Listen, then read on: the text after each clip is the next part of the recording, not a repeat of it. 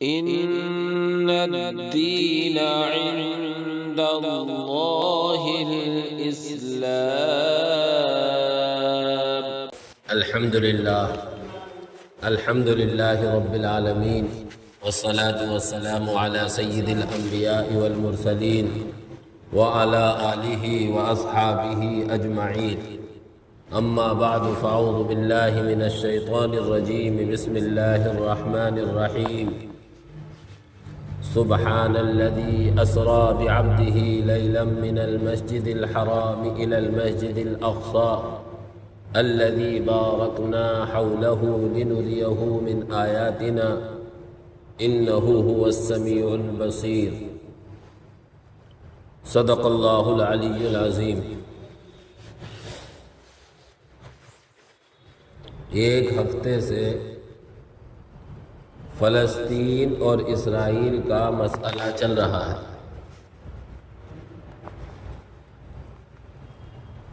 بیت المقدس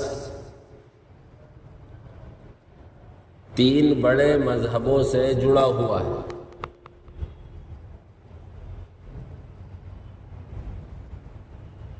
عیسائیوں سے، یہودیوں سے اور مسلمانوں سے.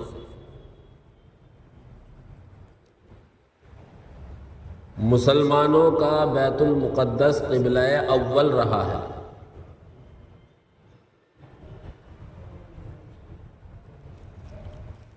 اور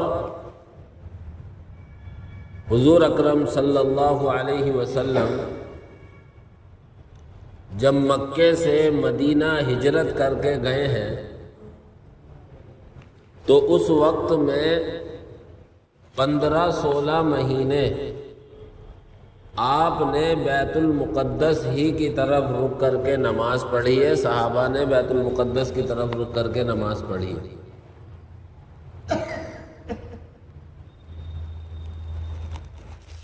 سب سے پہلا گھر تو اللہ کا بیت اللہ ہے زمین پر. بعض روایتوں سے یہ پتہ چلتا ہے کہ حضرت ابراہیم علیہ السلام نے اور حضرت اسماعیل علیہ السلام نے پہلے تو بیت اللہ کی تعمیر کی اور پھر کچھ دن بعد بیت المقدس کی تعمیر کی.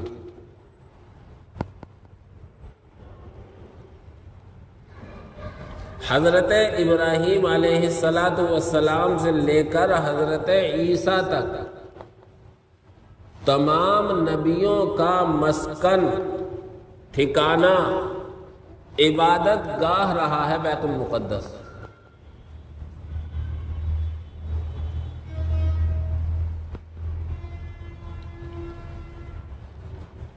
یہودیوں کی بھی یادگار ہے اور وہ بھی یہ دعویٰ کرتے ہیں کہ یہ ہمارا آبائی وطن ہے. اسی طرح ایک زمانے تک عیسائیوں کے زیر اثر رہا ہے. حضور اکرم صلی اللہ علیہ وسلم جو معراج پر تشریف لے گئے ہیں، براق کے ذریعے سے پہلے مکے سے بیت المقدس کا ہی سفر ہوا ہے.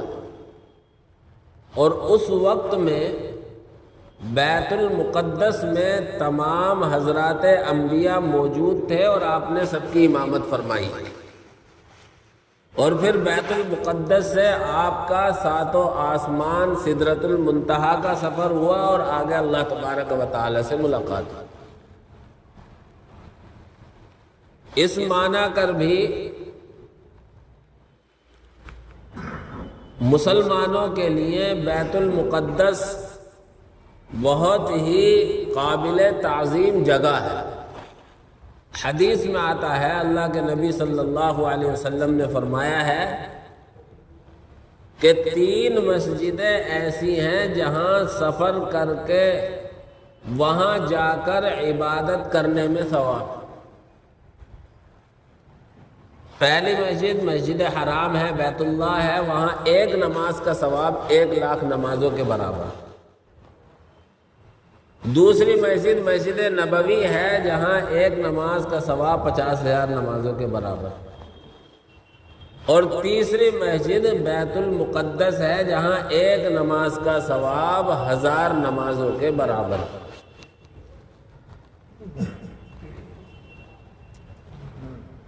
اصل بانی مبانی اس کے حضرت سلیمان علیہ السلام ہے۔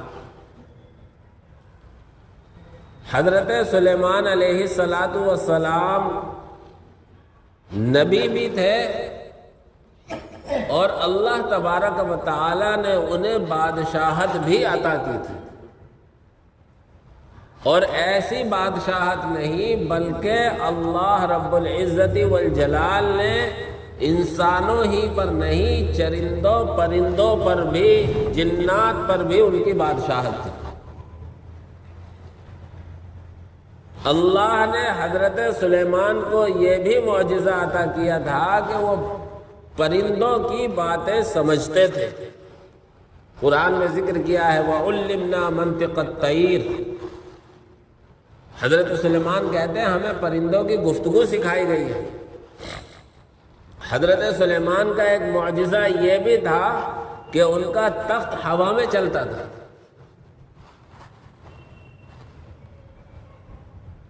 کہیں سے کہیں منٹوں سیکنڈوں میں حکم دینے کی ضرورت تھی، پہنچ جاتا تھا۔ ایک دعا حضرت سلیمان علیہ السلام نے یہ دعا کی تھی، اے اللہ میرے بعد کسی کو ایسی حکومت مت عطا کرنا۔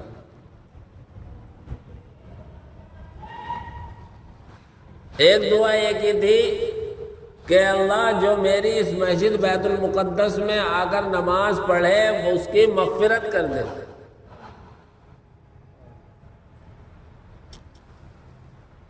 حضرت عمر فاروق رضی اللہ تعالی عنہ کے زمانے میں بیت المقدس فتح ہوا ہے۔ حضرت ابو عبیدہ اور حضرت عمرو بن العاص رضی اللہ عنہما، ان دونوں حضرات کی سپہ سالاری کے زمانے میں فوج نے بیت المقدس کو فتح کیا ہے، اور اس وقت بیت المقدس عیسائیوں کے قبضے میں تھا۔ اس سے پہلے بیت المقدس میں بڑے اہم واقعات پیش آئے ہیں۔ قرآن کریم کے 15ویں پارے کے پہلے رکوع ہی میں اللہ تبارک و تعالی نے ذکر کیا ہے، ان یہودیوں کے بارے ہی میں کہا ہے وَقَضَيْنَا إِلَى بَنِي إِسْرَائِيلَ فِي الْكِتَابِ لَتُفْسِدُنَّ فِي الْأَرْضِ مَرَّتَيْنِ، اللہ نے توریت میں بتا دیا تھا کہ یہ بنی اسرائیل 2 مرتبہ بڑا زبردست فساد اور فتنہ کریں گے۔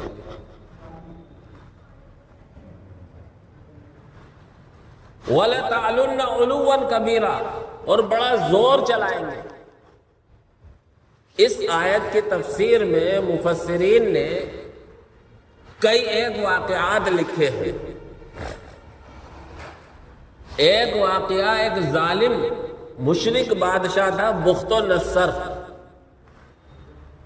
اس کا لکھا ہے کہ اس نے بیت المقدس پہ چڑھائی کی اور بیت المقدس کی اینٹ سے اینٹ بجا دیا، لاکھوں یہودیوں کو قتل کیا اور باقی کو غلام بنا کر اپنے ہاں لے گیا شہر بابل۔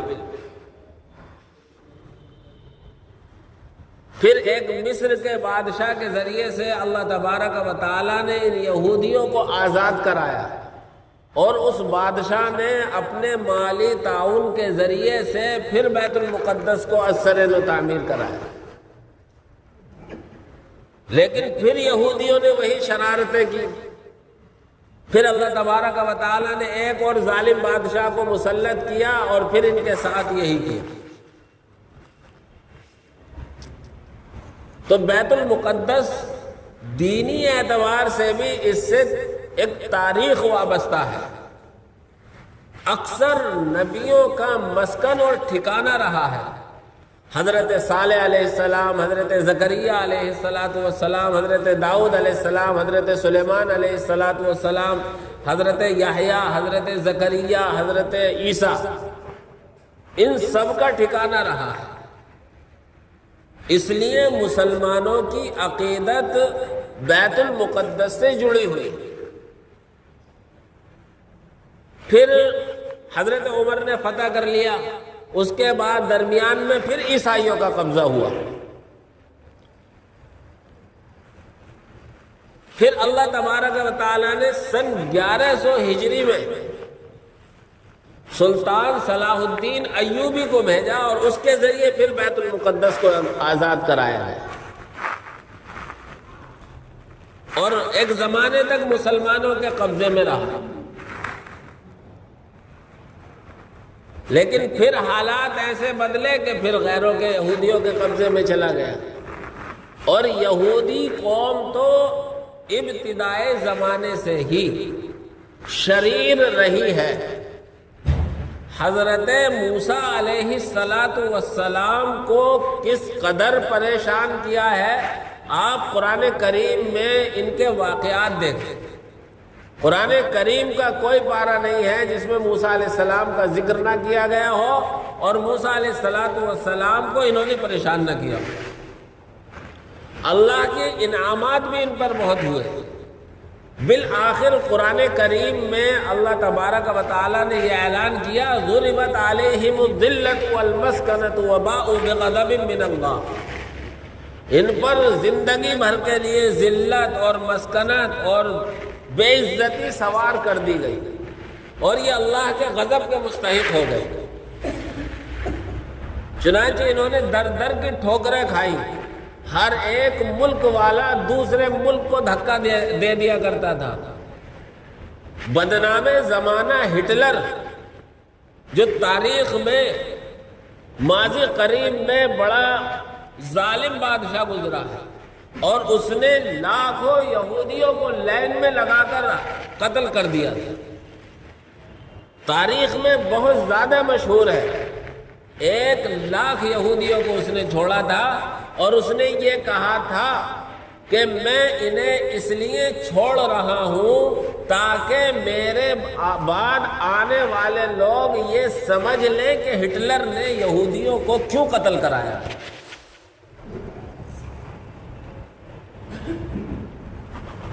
انتہائی بزدل لیکن انتہائی شاطر قوم ہے، اور اپنی شاطرانہ چالوں سے اس وقت پوری دنیا کی معیشت پر کنٹرول کر رکھا ہے۔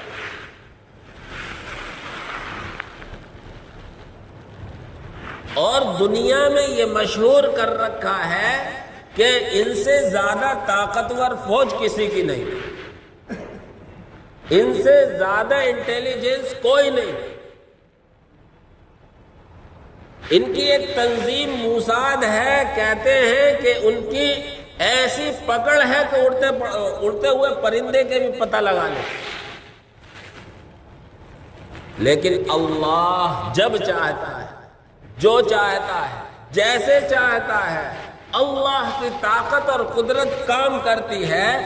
آج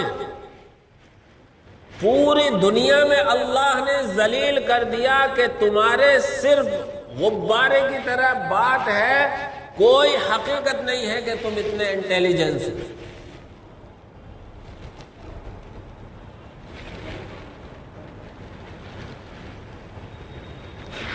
اب تو فلسطینیوں کی طرف سے جو آزادی کی آواز اٹھائی جا رہی ہے، اور انہوں نے اسرائیل پر اپنی طرف سے راکٹ داغ دیے، تو پوری دنیا کی میڈیا کو یہ سمجھ میں آ رہا ہے کہ اسرائیل پر ظلم ہو گیا اور وہ مظلوم ہے۔ حالانکہ سن 2008 یا 7 سے بچے ہوں، نوجوان ہوں، بوڑھے ہوں، عورتیں ہوں، روزانہ 200 فلسطینیوں کو تہتے کیا جا رہا ہے۔ اسے کوئی میڈیا میں دکھانے کو تیار نہیں۔ لاکھوں کی تعداد میں فلسطینی تہہ تیگ ہو گئے، گولیوں کا نشانہ بن گئے، آج وہ اپنے حق کی آزادی کے لیے اسرائیل سے آنکھوں میں آنکھیں ڈال کر بات کر رہے ہیں، اور وہ اپنے وطن کی آزادی کے لیے ان سے مقابلہ کر رہے ہیں، اور ان نہتوں کو چاروں طرف سے گھیر دیا گیا ہے تو ان کو آتنکواد کر کے میڈیا پیش کر رہا ہے۔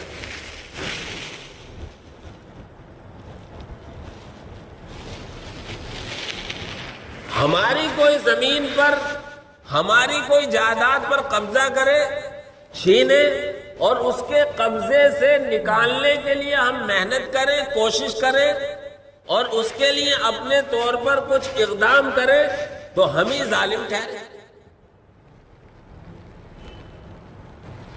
جبکہ فلسطین میں جو آباد ہیں وہ حضرت ابراہیم کی نسل سے ہیں، اور حضرت ابراہیم کی نسل سے سارے عرب ہیں۔ فلسطین موروثی اعتبار سے بھی، نسبی اعتبار سے بھی عربوں کا ہے، اور دنیا کے انصاف پسند ملک اسی کو مانتے ہیں اور کہتے ہیں کہ ان کی یہ آزادانہ ریاست ہونی چاہیے۔ 22 لاکھ کی آبادی ہے جس پر اب ان کی کھانے پینے کی چیزیں، ان کی دوا اور ضروریات زندگی کو اسرائیل نے ناکہ بندی کر کے بند کر رکھا ہے، جبکہ جنگی قانون بھی یہ ہے کہ نہ بچوں کو ستایا جائے گا، نہ بوڑھوں کو ستایا جائے گا، نہ عام شہریوں پر کوئی حملہ کیا جائے گا۔ ویڈیوز آ رہی ہیں، آپ دیکھیں کہ کس طریقے سے ظلم و بربریت اس وقت اسرائیل کر رہا ہے، حیوانیت کا ننگا ناچ ہو رہا ہے۔ اس لیے میرے بھائیوں، ہمیں اپنی تاریخ کو یاد رکھنا چاہیے۔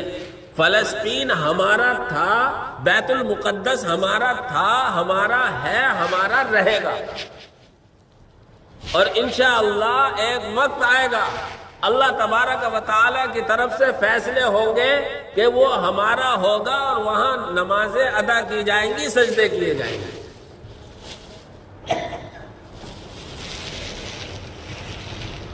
ہم سب مسلمان ہیں۔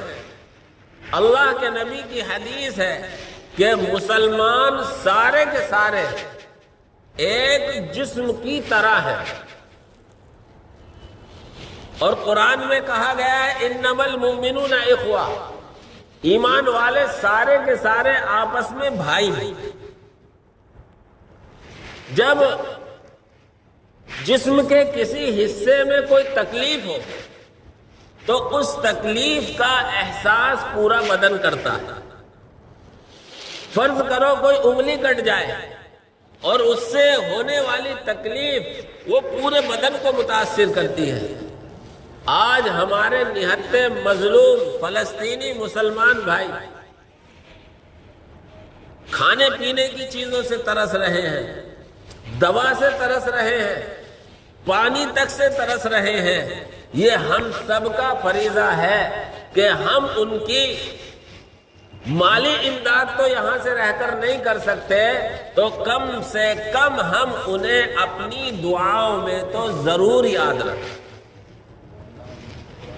ہم ان کے لیے اللہ سے دعا کریں، ہم ان کی مدد کی دعا کریں، اللہ سے ان کے حوصلے کی دعا کریں۔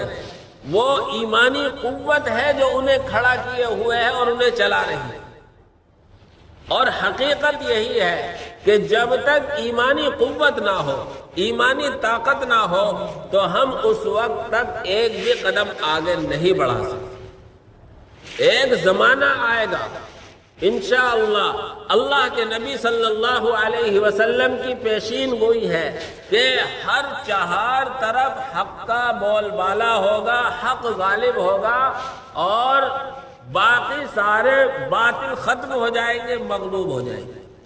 اور خصوصاً یہودیوں کے بارے میں تو یہ ہے کہ اگر کسی درخت کے پیچھے، کسی پتھر کے پیچھے، کسی بھی آڑ میں کوئی یہودی چھپے گا تو وہ درخت وہ پتھر آواز دے کر کہے گا کہ دیکھو میرے پیچھے یہودی چھپا ہوا ہے.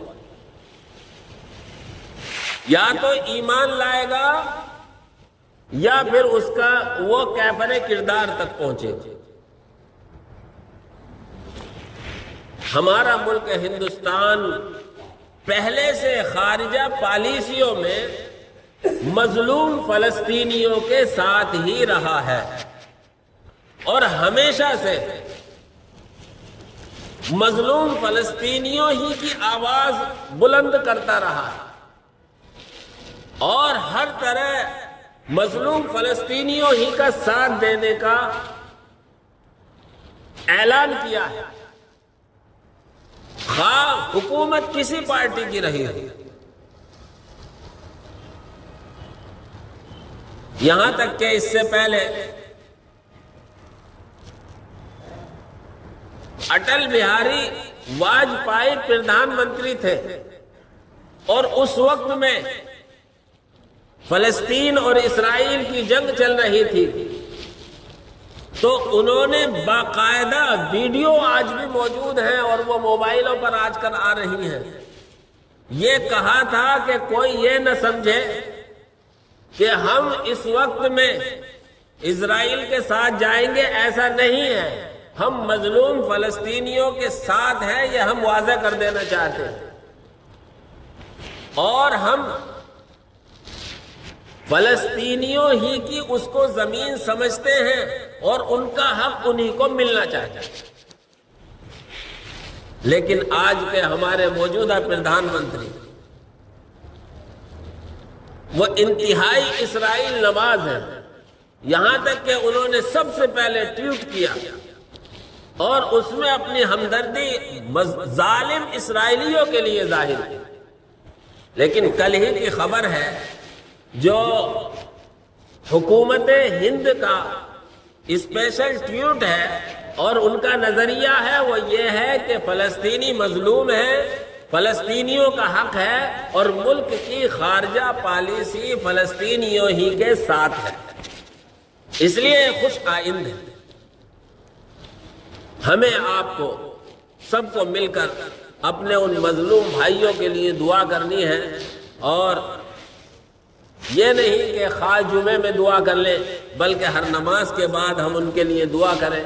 اللہ تبارک و تعالی ان کی مدد فرمائے اور جو ایک لمبے زمانے سے یہ سلسلہ جھگڑوں کا چل رہا ہے اس کو کسی ایک رخ پر لا کر اللہ اس کا فیصلہ فرمائے اور ظالموں کو کیفر کردار تک پہنچائے.